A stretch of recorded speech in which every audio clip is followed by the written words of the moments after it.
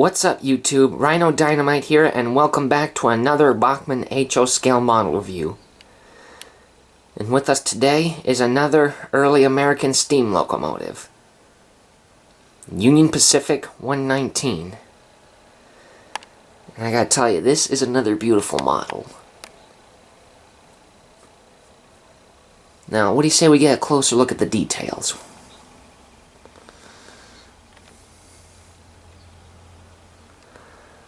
There's the front cow catcher with the front coupler.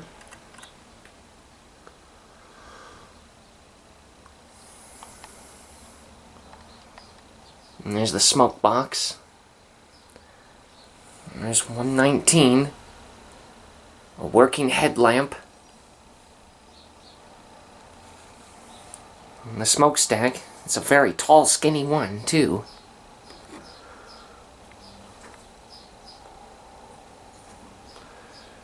There's the front bogie and the Roger cylinders. Nice boiler details like the handrails. It's a really big bell.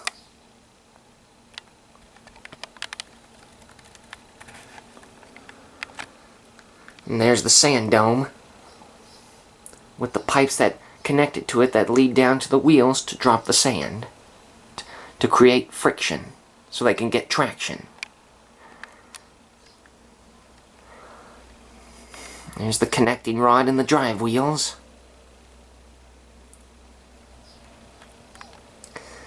And here's the steam dome and the whistle.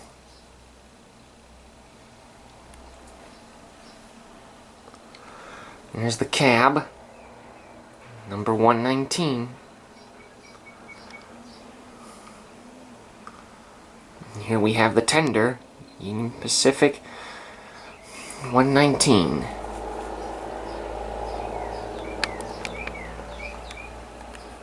Here's the back of the tender, the rear coupling, and there's 119 yet again.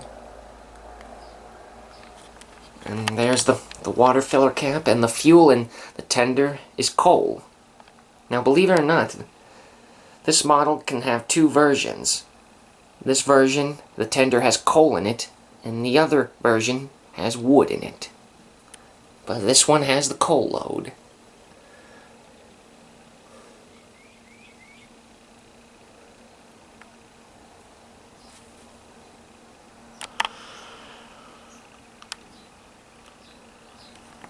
Now it's kind of hard to see.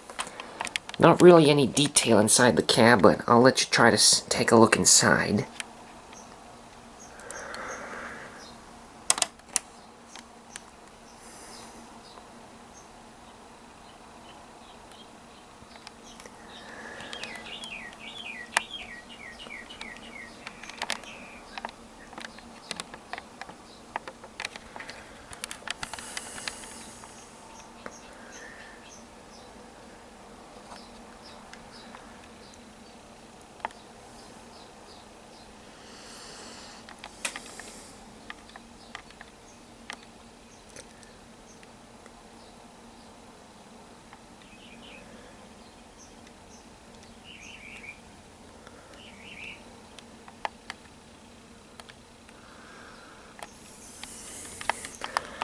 So, like I said, very beautiful model. But, now before we get on to the running part, I'd like to share a bit of history about 119. So, Union Pacific number 119 was built by Rogers Locomotive and Machine Works of Paterson, New Jersey in 1868, along with numbers 116, 117, 118, and 120. 119 was assigned to the Union Pacific Railroad's Utah Division, carrying trains between Rawlins, Wyoming, and Ogden, Utah, and was stationed in the latter when a call for a replacement engine came from Vice President Thomas C. Durant to take him to Promontory Ridge, Utah Territory for the Golden Spike ceremony, celebrating the completion of the Transcontinental Railroad in 1869. While en route to the ceremony, a swollen river had washed away some supports to the Devil's Gate Bridge. Durant's engineer refused to take his engine across, consenting only to nudging the lighter passenger car over the span. It held, but this left Durant and his entourage without an engine. Number 119 was sent from Ogden to take them the short distance to Promontory, where it was memorialized in photos and history, faced nose to nose with Central Pacific's Jupiter, which I covered in the previous video. 119 and Jupiter have an excellent history together. In Andrew J. Russell's famous photograph of the meeting of the lines, number 119 was put nose to nose, or you could say cowcatcher to cowcatcher, with Jupiter.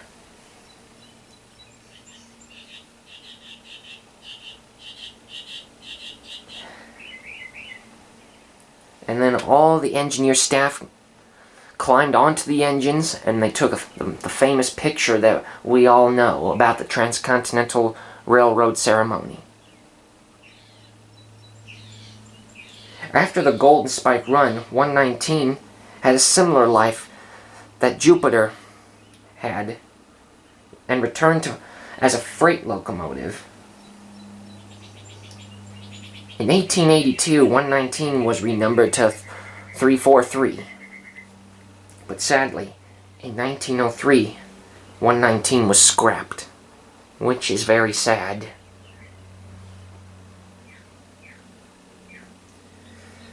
However, in 1975, the National Park Service decided to take on a project to produce a life-size working replica of 119, which they also did the replica of Jupiter.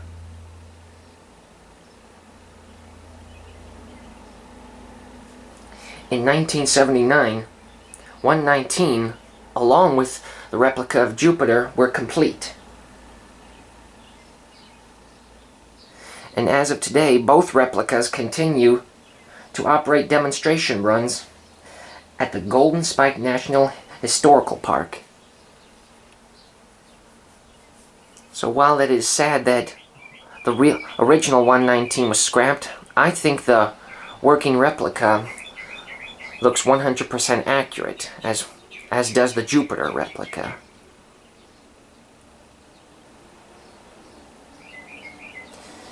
Now, with all that said and done, what do you say we get on to the running part? So, all aboard!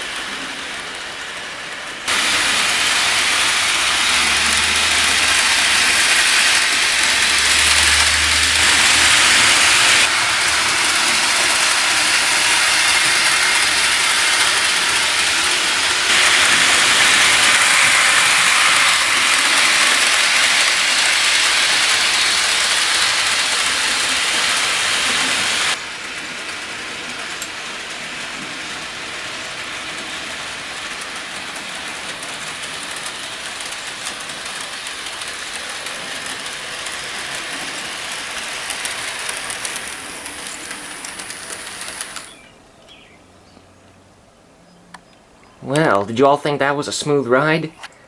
I think it was.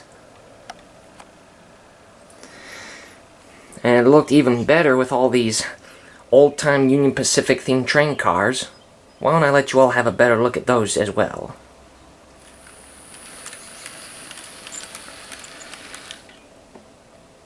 Here we have an old-time boxcar.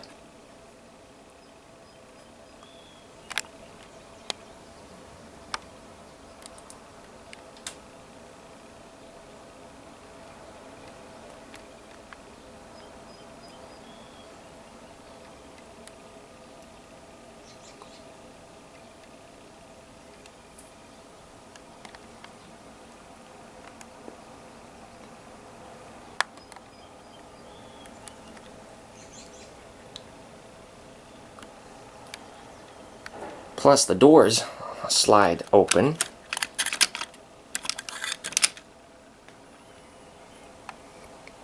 Nice feature.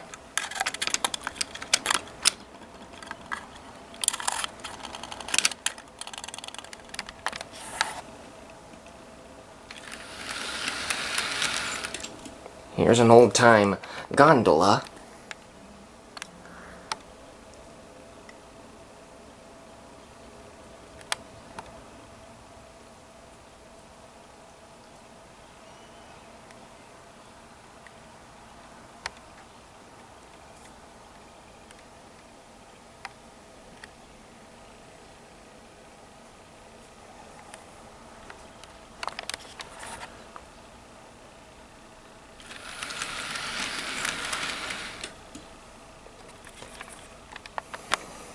An old-time passenger car.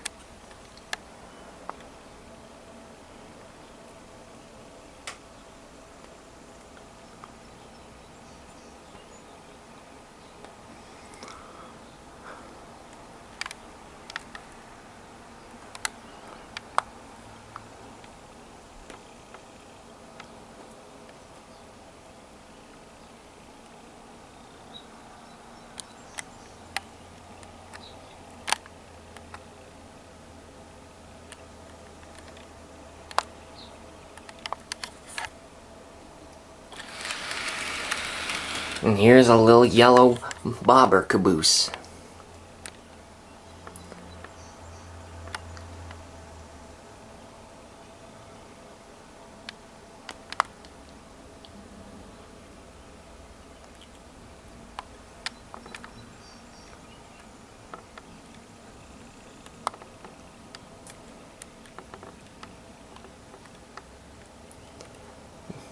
Very well realistic detailing, as always. Don't you agree?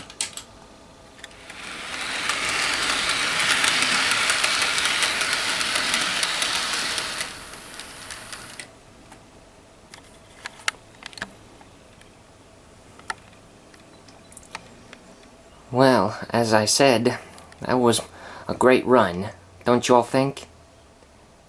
And again, even though it's sad that the original 119 was scrapped, we should all be happy that a replica, as well as a replica of Jupiter, have been built, and they, to this day, continue to make realistic recreation scenes from the past that made history.